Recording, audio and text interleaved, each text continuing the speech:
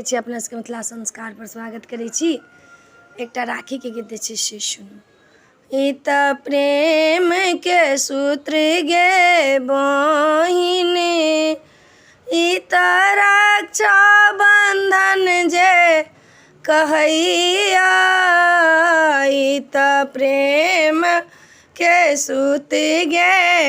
बहिन, ई त रक्षा बंधन जे कहैया, ई त भाई बहिन के प्रेम के धागा, भैया बहिन बंध क रहैया, ई त भाई बहिन के प्रेमक धागा, ई त भैया बहिन के बंधैया, ई त प्रेम के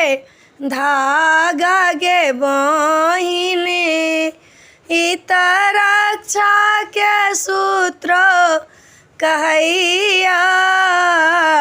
भाई के आई कलाई पर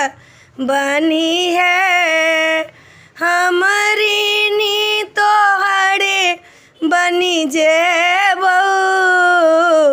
भाई के आई कलाई पर बनी है,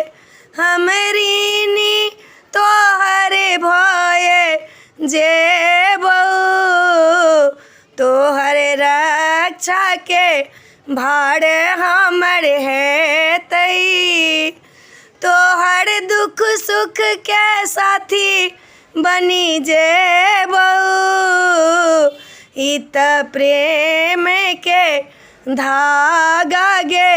बहिन, ई त रक्षा के सूत्र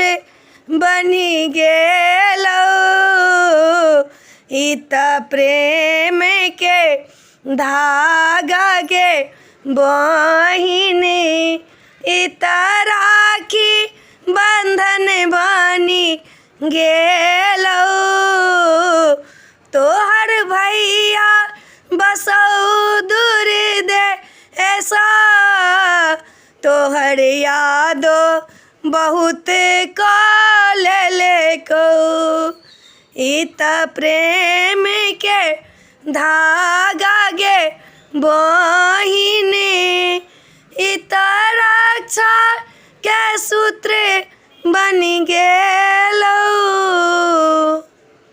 वीडियो में आइए अपने सबके राखी के गीत नीक लागत तो चैनल के सब्सक्राइब करब, लाइक करब, कहो के नहीं बिसरब। जय मिथिला, जय माता जी।